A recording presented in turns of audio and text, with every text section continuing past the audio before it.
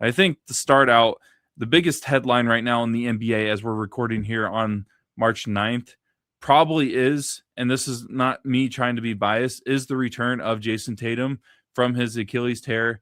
And more specifically, probably the impressive play that the Celtics have had adding him back into the lineup.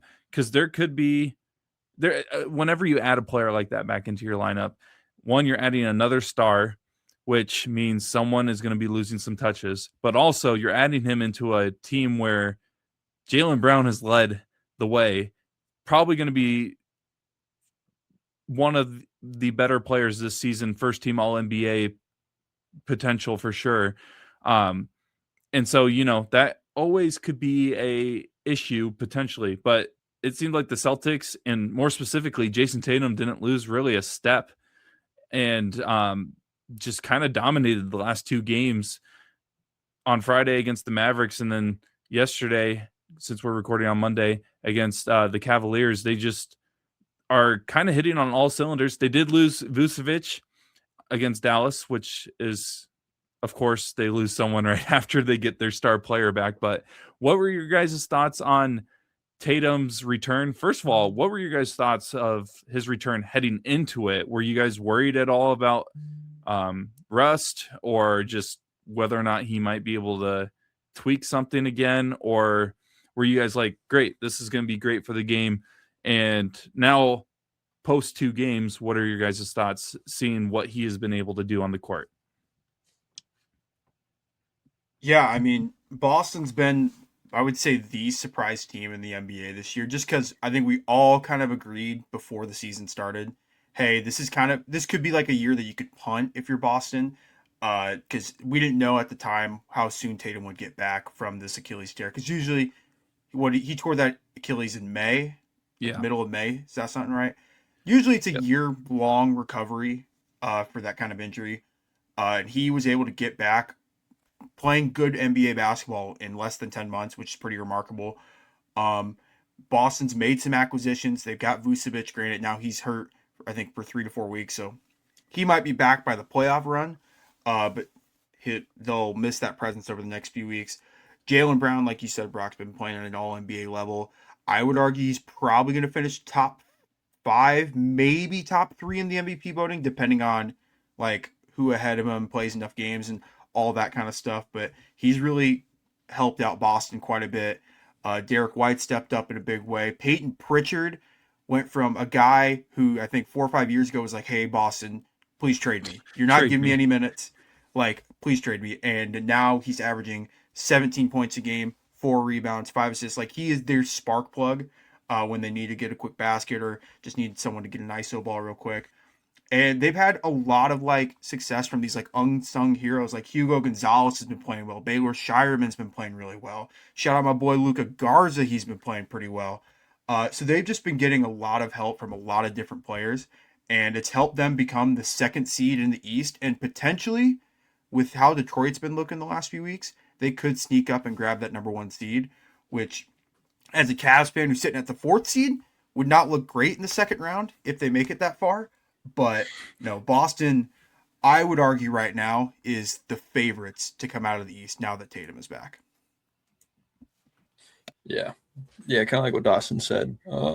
Like Boston just has very much superseded expectations. And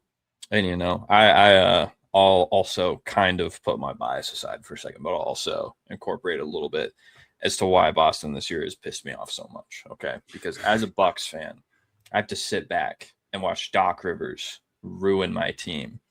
But you look at a team like Boston, where their best player has been gone the whole season, right?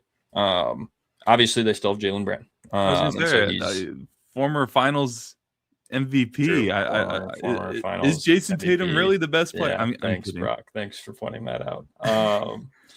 But like on paper, outside of that, I mean, sure, Derek White, has definitely played above expectations since coming to Boston. Did not have the expectation of being the player he is, even up to this point.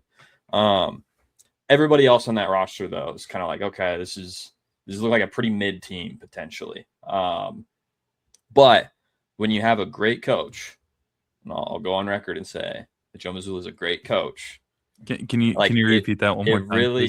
It really just like puts everything together for them, where it's like they've been able to supersede those expectations because they have somebody at the helm that's been able to lead them so effectively and show that, like, for a little bit there's a very loud, I would say, fan minority of like coaches don't matter and stuff like that.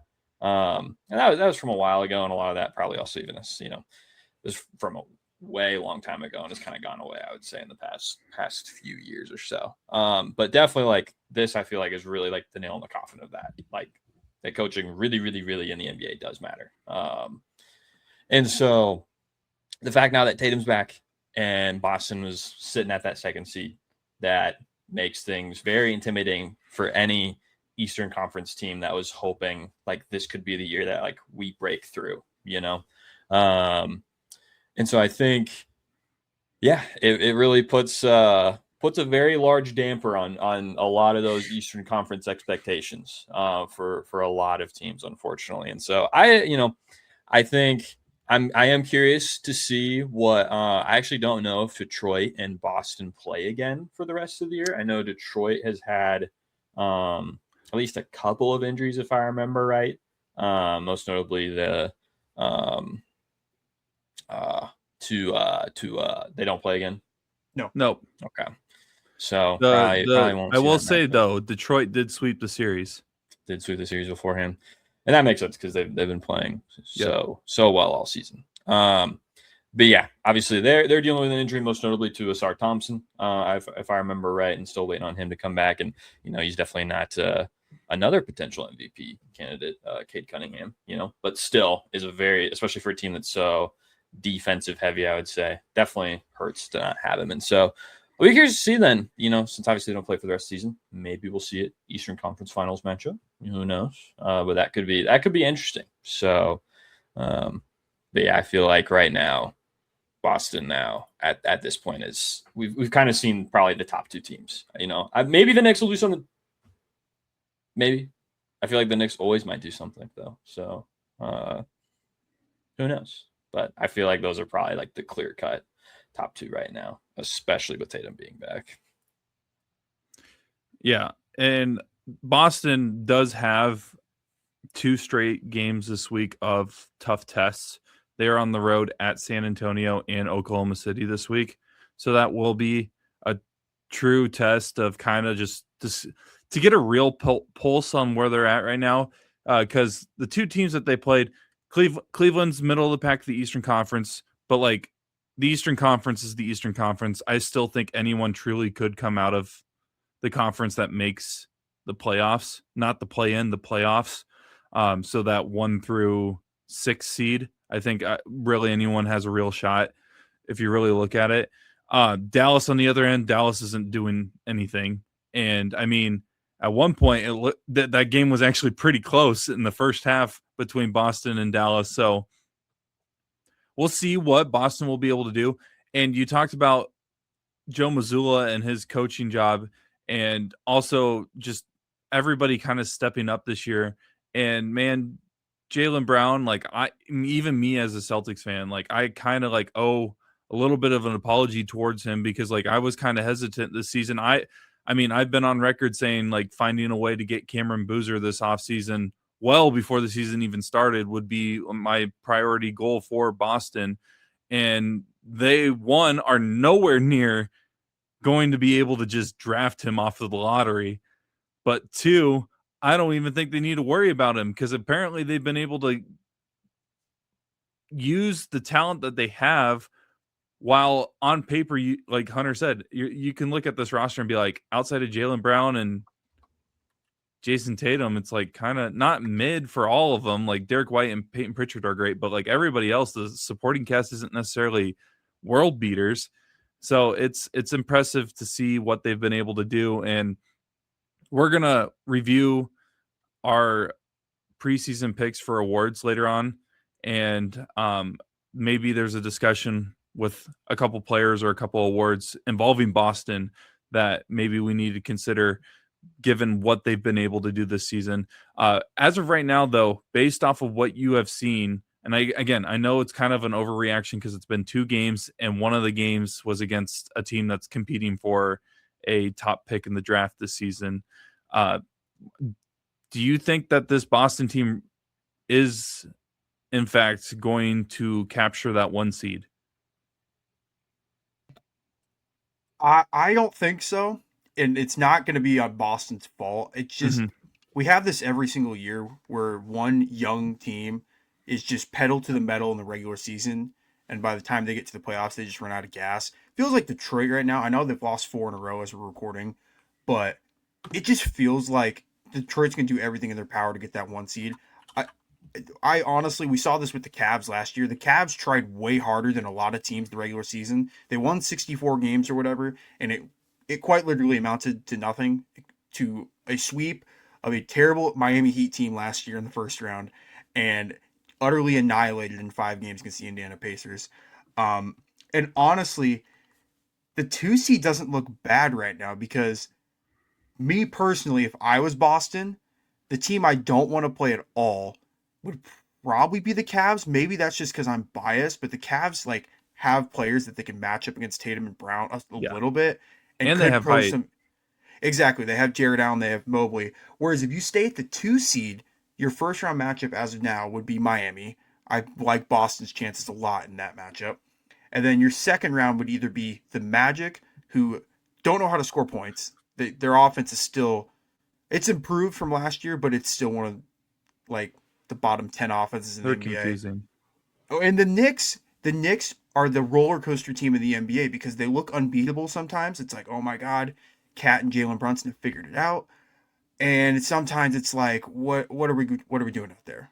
They just look super inconsistent. So honestly, if I'm Boston, I would prefer to be that 2 seed and let uh and take your chances against potentially the Knicks or the Magic on the Heat versus having to go to the other side of the bracket, which right now looks like Detroit, Cleveland, Toronto.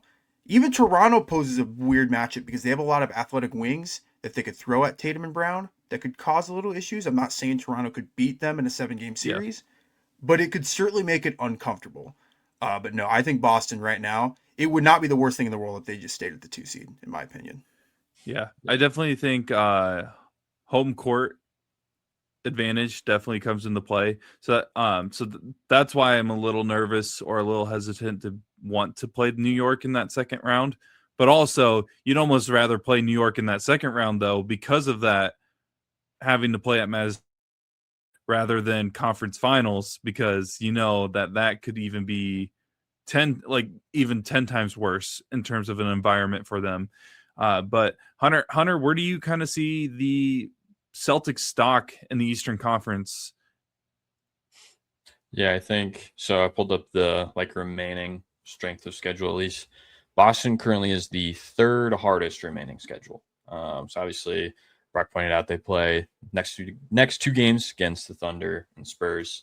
They actually do have to play the Thunder again before the season's over in these last 18 games. Then also have to go against the Knicks once, the Timberwolves once, the Suns once, and then the It's almost Raptors like they were once. planning on The Jayson hardest Tatum schedules. being back around this time. Kind of wild. But it's only 2.5 games. It's not like an insurmountable gap or anything by any means. But when you do look at Detroit, they are currently sitting at 24th, so 6th easiest schedule. They do also have to play the Thunder and the Timberwolves a couple times, but then aside that, it's the Lakers, Raptors a couple times, the Magic, and the 76ers a couple times. And so that is going to be hard. And like Dawson pointed out, Detroit being on their skid, having some potential injury issues, that does at least create an opening for it, and doesn't make it impossible. But I think, like Brock, you pointed out, I think these next 2 games, especially, will probably be, honestly, I would say the clearest indication. I don't know if Boston has a super easy chance to take it or not. And so, yeah, and like Dawson pointed out too, would not be the end of the world if they, only end up as the 2 seed, right? That's still the 2 seed, and even the 3 seed, anywhere in there, perfectly fine. The fact that we're even talking about Boston being a top 3 seed right now is, I get that they are still good without Jayson Tatum, but the fact that I did not expect where they're at right now, even pre his debut on Friday against Dallas. Like, this has been one of the more impressive runs for a team, just because, I mean, Jaylen Brown's been leading the way, almost averaging 29 points a game, 7 rebounds, 5 assists. He's been able to just really step up, and that's what a lot of people, not just Celtics fans, just everybody was worried about, because him and Tatum work well together when they're on the court together. We just hadn't seen a bunch of situations where Jaylen Brown specifically has been able to step up when JT hasn't been on the court. But this year, he by far has proven that he is worth it, and has really stepped up this season, and without a doubt will be an all NBA first teamer, I'm pretty sure, especially given the current state of NBA awards and recognitions with the 65 game rule.